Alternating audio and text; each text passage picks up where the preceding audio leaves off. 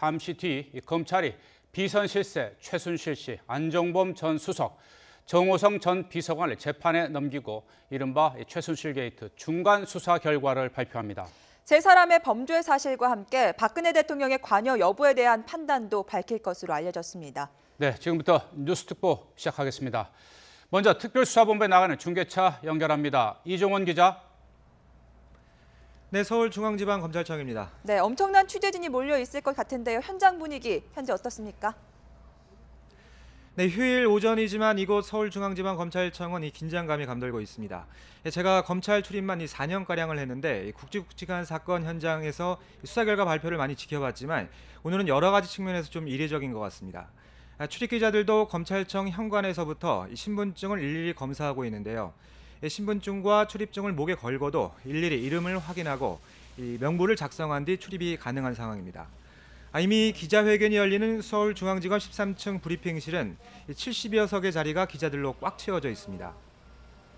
검찰은 잠시 후 오전 11시 최순실 씨와 안종범 전 수석 그리고 정호성 전 비서관을 재판에 넘긴 뒤 최순실 게이트의 중간 수사 결과를 발표할 예정입니다. 온 국민의 관심이 집중된 만큼 서울중앙지검장인 이영렬 특별수사본부장이 직접 발표에 나섭니다. 이 본부장은 10여 분 정도 최 씨 등에 대한 조사 결과와 구체적인 범죄 혐의를 설명할 예정입니다. 네, 가장 관심이 쏠리고 있는 것은 이 최 씨 등 이 세 사람에 대한 공소장에 박근혜 대통령 관련 부분이 얼마나 또 어떻게 표현됐느냐 여부 아니겠습니까? 좀 알려진 내용이 있습니까?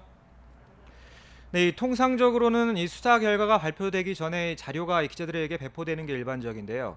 오늘은 이영렬 본부장 발표 전에 일체 자료가 제공되지 않습니다.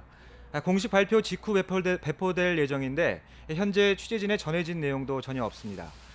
또 검찰은 수사 결과 발표 이후에도 최 씨 등의 공소장을 공개하거나 공소사실 요약본 등을 제공하지는 않기로 했습니다. 다만 공소장을 접수한 법원이 이를 어떤 방식으로 공개할지를 놓고 막판 고심 중인 것으로 전해졌습니다. 물론 이영렬 본부장의 발표 내용이 A4 용지 5장가량인 것으로 알려져 단순히 최 씨 등의 범죄 혐의를 나열하는 데 그치진 않을 전망입니다. 박 대통령이 이들과 어떤 방식으로 공모했는지 또 구체적으로 어떤 지시를 내렸는지 등이 핵심입니다.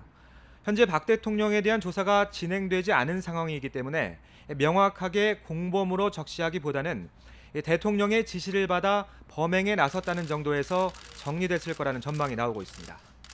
지금까지 서울중앙지방검찰청에서 YTN 이종원입니다.